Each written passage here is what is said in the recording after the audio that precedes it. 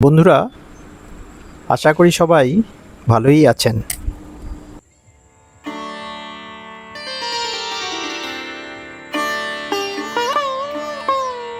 আজ আমরা চলে এসেছি ঘাটশিলার সুবর্ণরেখা নদীর তীরে। এটি ঝাড়খণ্ডে অবস্থিত হলেও বিখ্যাত বাঙালি লেখক বিভূতিভূষণ বন্দ্যোপাধ্যায়ের সাহিত্য ও স্মৃতিতে গভীরভাবে জড়িয়ে আছে। আরেকটা জিনিস এখানে লক্ষ্য করার মতো, ঝাড়খণ্ডের পূর্ব সিংভূম জেলার ঘাটশিলার বুক চিরে বয়ে গেছে এই নদী। কলকাতা থেকে দূরত্ব প্রায় 200 কিলোমিটার। পাথুরে নদীগর্ভ, কোলাহলহীন পরিবেশ এবং রাতমোহনা, যা পরে দেখাবো আপনাদের, থেকে সূর্যাস্তের দৃশ্য অত্যন্ত মনোরম। কোথায় বসে আছেন? সুবর্ণরেখা নদী। ও, নদীর জলে পা ডুবিয়ে বসে আছি, সেটা দেখাও। আমরা যে নদীর জলে পা ডুবিয়ে বসে আছি।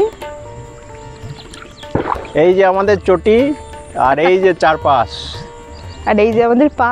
নদীর ধারে কিরম সব চারিদিকেই পাথর জমা হয়ে আছে,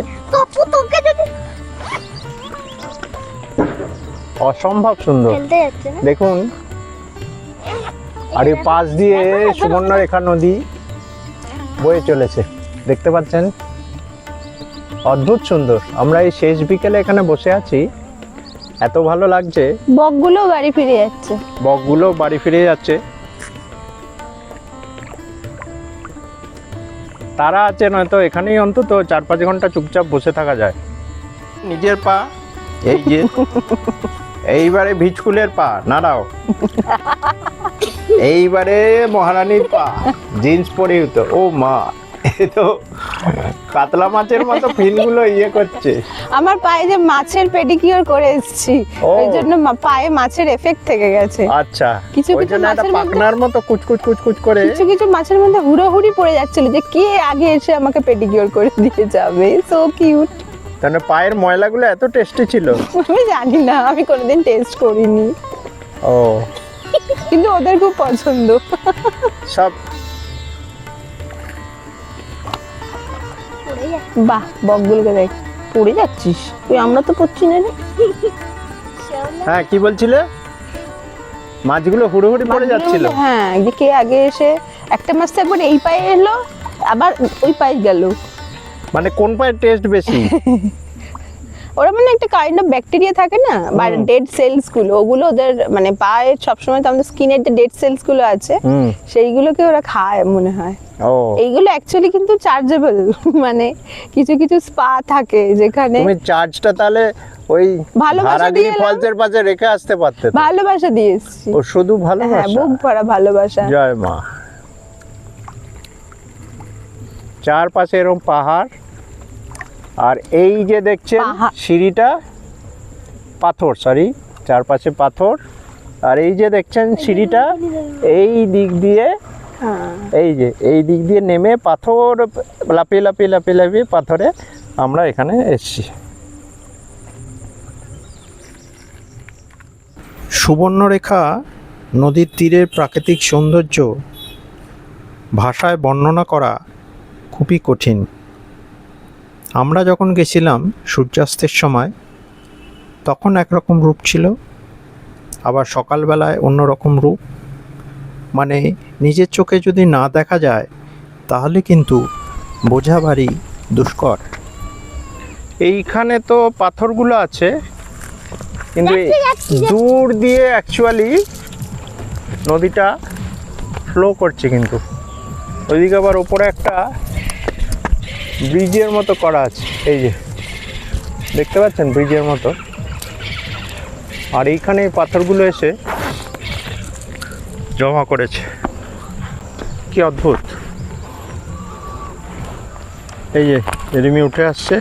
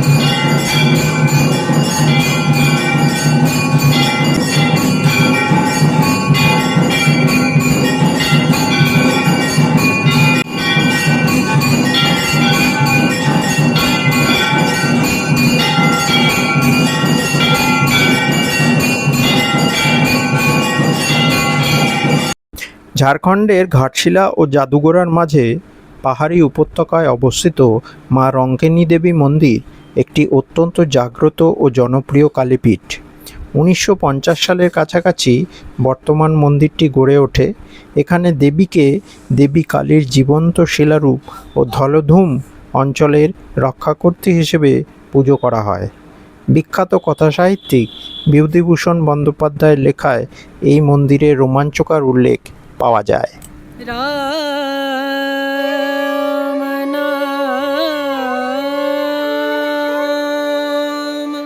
মা রঙ্কিনী দেবী মন্দিরেরই এক পাশে আছে রাধাকৃষ্ণের মন্দির। আসুন আমরা রাধাকৃষ্ণের সুন্দর মূর্তি দর্শন করি। হরে কৃষ্ণ কৃষ্ণ কৃষ্ণ হরে হরে, হরে রাম রাম রাম হরে হরে।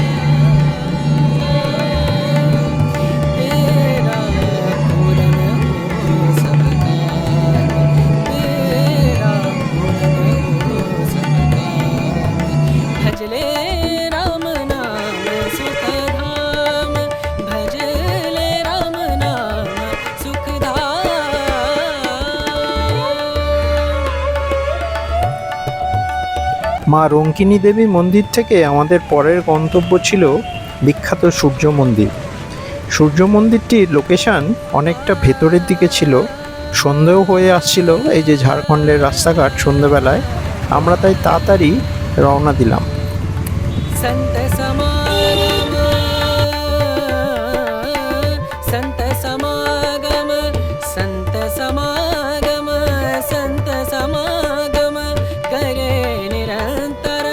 संत समागम करे निरंतर, जग से हो उपरात, जग से हो उपरात,